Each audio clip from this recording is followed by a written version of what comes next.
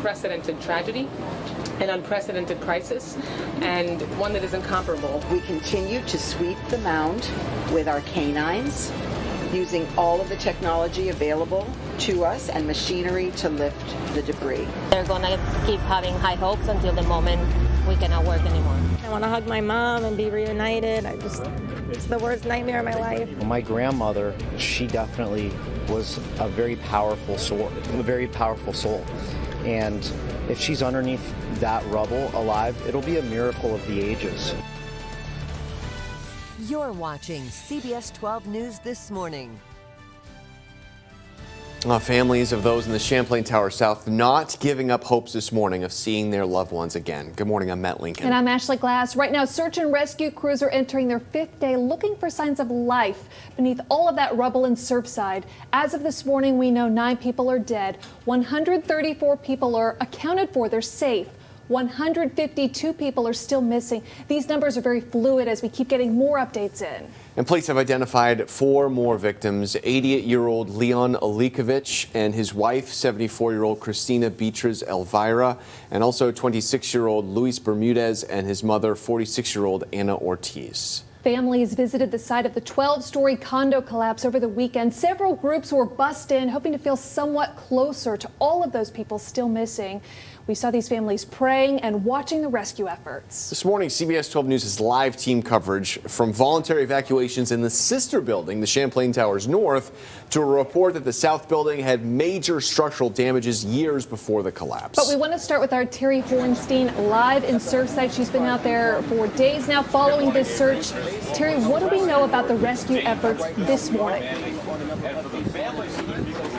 This is really a painstaking process, and honestly, it has not been too easy for our search and rescue crews out here battling the elements. You know, we're in the middle of South Florida summer. We actually can feel the rain coming this way, and our meteorologist, Lauren Oleski, said more rain is headed here. That is hampering the efforts, and there was also a fire burning deep within this massive pile of rubble that they didn't know where it was coming from, so they had to put that out. And the good news, that fire this morning is contained, putting the sole focus on finding any survivors who may be trapped underneath the massive pile of rubble.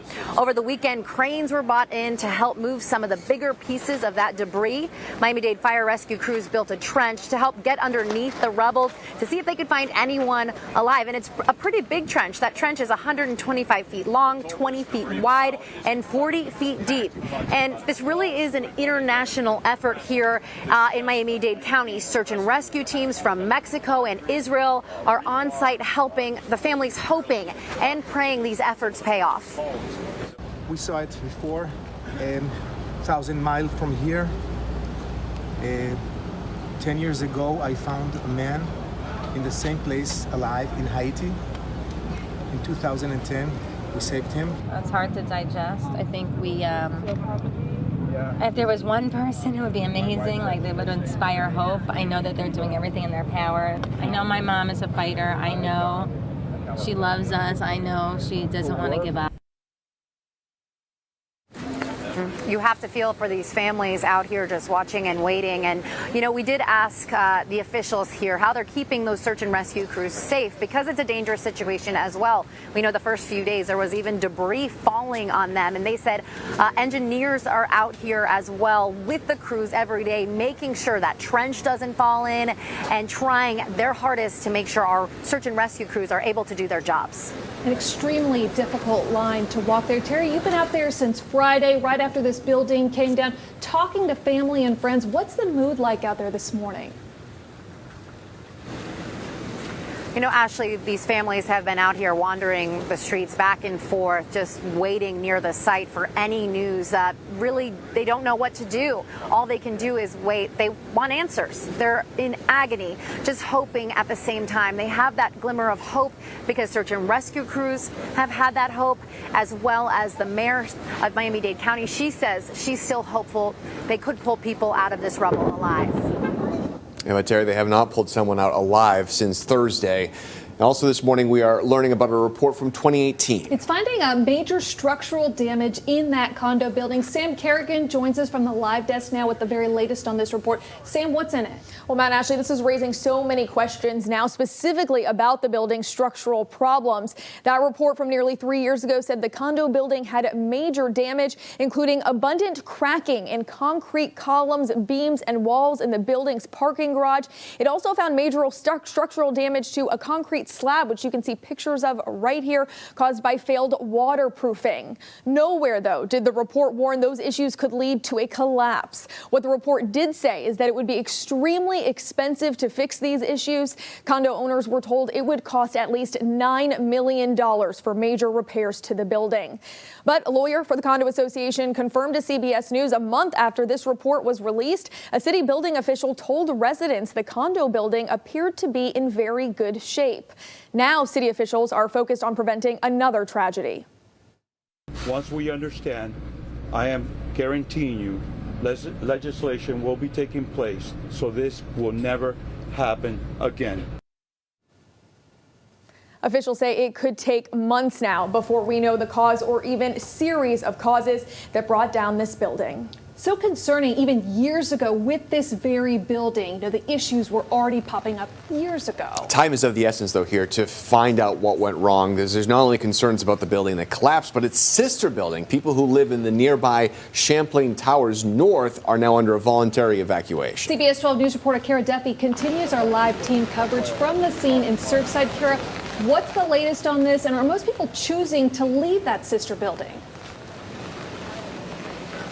That's right, Matt. Ashley, while it is not mandatory, the mayor of Surfside wants residents of the nearby Champlain North Tower to know that resources are available if they want to relocate because they don't feel comfortable staying at their places. After all, the sister building, it is nearly identical to the 12-story one that collapsed, located just about a block away to the north of us right now. It was built by the same contractor around the same time, with the same central plans and likely the same materials. The mayor says engineers did conduct an initial inspection of it over the weekend, and they didn't find any serious flaws, but it still wasn't a deep dive into the building itself. Take a listen.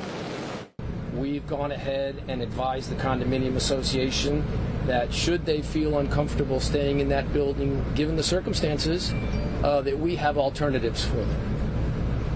I'm not sure everybody's going to take advantage of that, but that is the state of affairs right now. The mayor of Surfside says FEMA funds will be used to help with relocation efforts if residents decide to take that option. Now, when the mayor was asked what he would do if he lived in the North Tower here, and he said, quote, "I'd be gone." Certainly something a lot of families can relate to, that anxiety and just uncertainty of, could this happen to my condo where I'm living? So certainly a big decision for a lot of families who live there that they will be faced with making right now. Matt, Ashley? How powerful from the mayor, Sure. the person we've been getting these constant updates from. They'd be out of there, out of that sister building immediately. Well, the other thing he said in that press conference, they'll have a really much better idea about how sound that building is after only about 2, possibly 3 weeks of investigating. So those people don't have to move for good. They can just move out there for a couple weeks, wait for that investigation to find out. While there's so much uncertainty, we know this is a tough time too for a lot of people. If you are looking for information on a loved one, or if you have information on a loved one who's been found, you are asked to call a family reunification hotline. The number's on your screen here, 305-614-1819. There's also free counseling available through the Health Channel. You can log on to the website at the bottom of your screen. There it is. You can speak to a live counselor there. And there's been an outpouring of support to everyone affected by this tragedy. More than $1 million has been donated through supportsurfside.org over these last few days. You can find the link to donate on our website now, cbs12.com. And we're posting constant updates about the condo collapse online. You can download our free CBS 12 News app to get immediate updates sent straight to your phone. All right, 6:09 now. We continue to follow breaking traffic news. A crash in Broward County, shutting down both sides of I-95 near Copans Road. This is near the Pompano Beach area. FDOT says multiple vehicles and hazardous materials are involved in this accident. So if you're heading south into Broward, you're going to want to take the Turnpike, Military Trail, or US 1. You're going to want to avoid this area. 6:09 is the time. Let's go to Lauren now. Check on the forecast. A few little showers are coming onshore for us this morning. Pretty typical for this time of year with that east wind. Just some light rain coming through. A little downpour right now passing through Wellington. Showers well out near West Boca. Just light rain. It's not really going to slow you down too much. It'll be very brief because everything is moving inland. Looking from the PGA National camera off towards the east, you can see some color out there, some light with the sun getting closer to the horizon. Also, of course, a few clouds outside.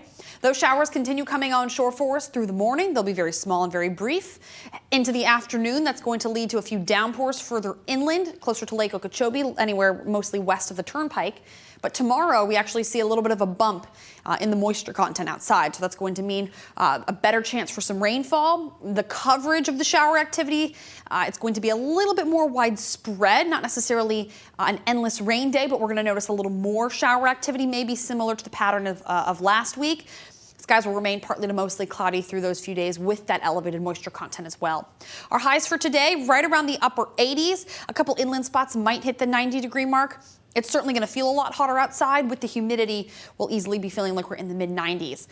Record today in Fort Pierce is 101, 97 in Vero, 95 in West Palm Beach. So we're not going to get close to these records, but it's certainly going to feel like we are in the upper 90s throughout the day. Matt, Ashley. Lauren, 6:11, and we move to this now. It's in the headlines again, a shooting. This time, police say a man fired right at them in Boca. We're taking a deeper look at gun violence this morning, getting a better understanding of what is going on with a full-time gun violence researcher.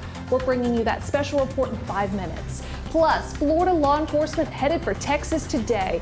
We have a live report on the local manpower pitching in to help protect our borders. That's next.